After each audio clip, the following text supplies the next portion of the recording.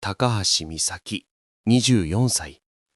社会人になって初めて一人暮らしをしたこの小さな 1K のアパートとも今日でお別れだ。荷物はすべて運び出し、がらんとした部屋には2年間の思い出だけが漂っている。隅々まで掃除をし、ワックスもかけた。次の人が気持ちよく使えるように、そして何より大家さんに文句を言われず、敷金10万円をきっちり返してもらうために、インターホンが鳴り、大家の鈴木が姿を現した。50代半ば、人当たりの良さそうな笑顔を浮かべているが、その目の奥は寝踏みするように部屋の隅々を舐め回している。いやー、高橋さん、きれいに使ってくれてありがとう。鈴木はそう言いながら、壁を指でなぞり、床に膝をついた。笑顔は消え、探偵のような険しい表情に変わる。でもね。その一言が、これから始まる悪夢の序曲だった。まず、この壁紙ね。鈴木が指さしたのは、ベッドを置いていた場所の壁。ほんのわずかに家具の跡で黒ずんでいるように見える。これは張り替えだね。全面。うち部分張り替えはやってないから。でも、これは普通に生活していれば。あと、この床のへこみね。彼が指すのは、本棚を置いていた場所の1ミリほどのへこみ。これもダメだ。フローリングは1枚でも傷ついたら全面張り替えが基本だから。次々と鈴木の口から信じられない言葉が飛び出す。窓のゴムパッキンのカビ、エアコン内部のほこり、キッチンの油汚れ。どれも美咲が昨日何時間もかけて掃除した場所だった。というわけね、と鈴木は一枚の見積書を突き詰めた。修繕費用、合計28万円。敷金10万円を差し引いても18万円の追加昇給になります。そんな、普通に暮らしていただけですよ。みんなそう言うんだよ。鈴木は先ほどまでの笑顔が嘘のように冷たく言い放った。払えないなら、連帯保証人のお父様に連絡しますけど、いいですか？父親の名前を出され、美咲は何も言い返せなくなった。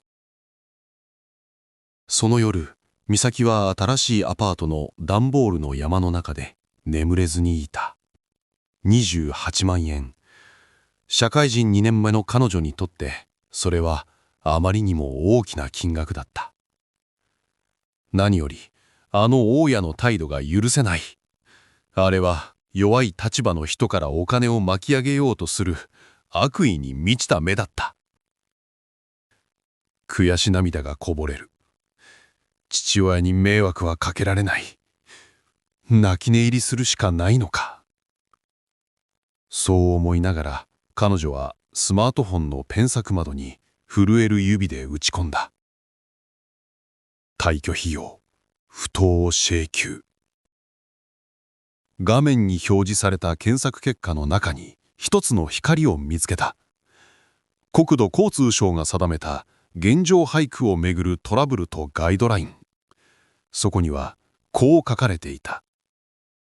経年劣化や家具の設置によるへこみなどの通常損耗は貸主、家主が負担とする。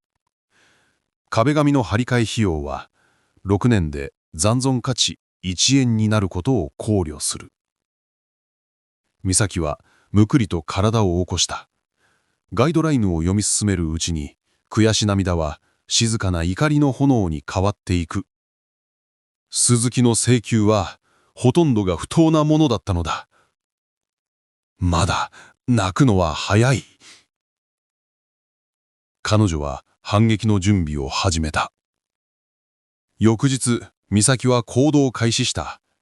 まず入居時に撮影していた部屋の写真をすべて見返す。幸い壁や床の状態がわかる写真が何枚も見つかった。次に大学の法学部の友達に連絡し、法律の知識を借りた。友達は言った。武器は2つあるよ。1つは国交省のガイドライン。そしてもう1つは民法第621条だ。民法第621条、賃借人の現状廃棄欲。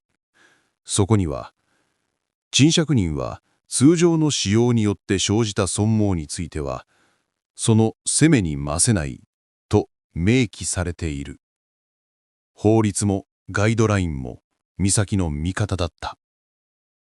友達は、美咲、感情的になったら負けだよ。必要なのは冷静な事実と揺るがない証拠だけ。その言葉に美咲はうなずいた。彼女はガイドラインの重要な部分をマーカーで線引きして印刷する。入居時の写真もプリントアウトする。そして最後の武器を用意した。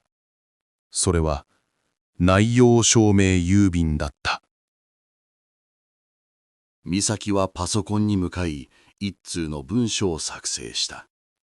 宛先は大谷の鈴木。まず、証拠として A4 用紙1枚に入居時に撮影した写真と退去時に撮影した写真を並べて印刷。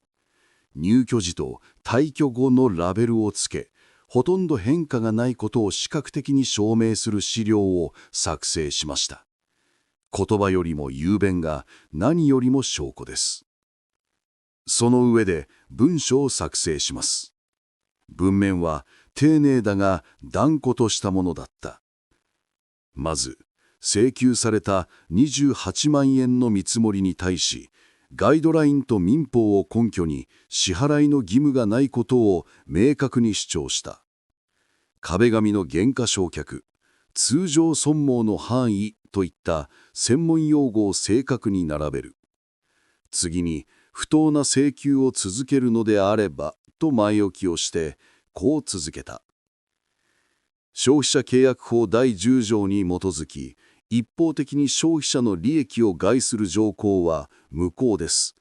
万が一、話し合いでの解決が困難な場合、添付の証拠資料をもとに大変不本意ではございますが、少額訴訟制度を利用し、法的な判断を仰ぐ所存です。書き終えた文章を彼女は郵便局の窓口へ持って行った。内容証明郵便でお願いします。いつ、誰が、どのような内容の文章を送ったかを郵便局が証明してくれるサービス。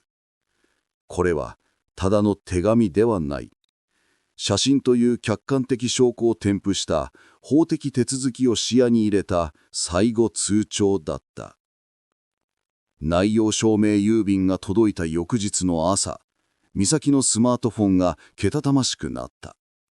表示は大谷の鈴木からだった。もしもし、高橋さん。あの手紙、どういうことなのか？電話口の鈴木の声は、以前の威圧的な態度が嘘のように狼狽していた。美咲は友人のアドバイス通り、冷静に淡々と答える。お読みいただいた通りです。ガイドラインと法律にのっとってご判断いただければと思います。いや、でも、契約書にサインしたじゃないか。サインしたとしても、消費者契約法に反する不当な条項は無効です。ご存知なかったですか？法律用語を並べ立てられ、鈴木は言葉に詰まる。少々お待ちください。一度管理会社に確認してみます。最初の見積もりが間違っていたかもしれません。彼が相手にしていたのは何も知らない若い女性ではなかった。理論武装した手強い交渉相手だったのだ。電話の向こうで鈴木が誰かと小声で話しているのが聞こえる。数分の沈黙の後、鈴木は丹念したように言った。わかりました。こちらの計算違いでした。専門のクリーニング費用だけご負担いただく形で、残りは全額お払いします。数日後、美咲の口座に振り込みがあった。金額は8万5千円。明細には、基本清掃料1万5千円を差し引いた金額と記されていた。あの理不尽な28万円という請求額は、跡形もなく消えていた。彼女は、ただお金を取り返したかったわけではない。理不尽な要求に対し、知識を武器に自分の尊厳を守り抜いた。その事実が何よりも彼女を強くした。彼女はスマートフォンの画面を見つめる。そこには今回のために調べ上げた法律やガイドラインのブックマークが並んでいる。それは彼女が手に入れた新しいお守りだった。もう誰かの言いなりにはならない。正しい知識は何よりも強い盾になる。美咲は段ボールの山に囲まれた新しい部屋で静かにしかし力強く微笑んだ。彼女が取り戻したのは敷金だけではなかった。それはこれから社会で生きていくための確かな自信だった。今回の物語、いかがでしたでしょうか。美咲さんが経験した敷金トラブルは誰の身にも起こりうることです。正しい知識はあなたを守る武器になります。ここでは物語をさらに深掘りし、敷金トラブルから身を守るためのより実践的な3つのステップをご紹介します。ステップ1、証拠保全。写真を入居時と退居時の両方で撮る。何よりも重要なのが証拠です。特に写真は言葉以上に事実を証明してくれます。入居時に写真を撮る。荷物を入れる前に部屋全体の写真を撮っておきましょう。特にすでにある傷や汚れは日付がわかるように新聞などと一緒に撮影すると、後々の証拠能力がさらに高くなります。退去時も写真を撮る。掃除が終わった後も同じように部屋全体の写真を撮ります。物語の美咲さんのように入居時の写真と退去時の写真を並べて比較できる資料を作っておくと、交渉の際に通常の使用でこれだけしか変化がなかったと一目で証明でき、非常に有効です。ステップ2、知識武装。現状回復ガイドラインを切り札にする。次に、相手の言い分が正当かを調べるための知識です。大家さんのこれが普通だという言葉を鵜呑みにする必要はありません。現状回復ガイドラインを確認する。国土交通省のこのガイドラインには、家具の設置による床のへこみや画鋲の穴、日光による壁紙の色あせは、基本的に大家さん負担だと明記されています。基本の掃除費は理解しておく。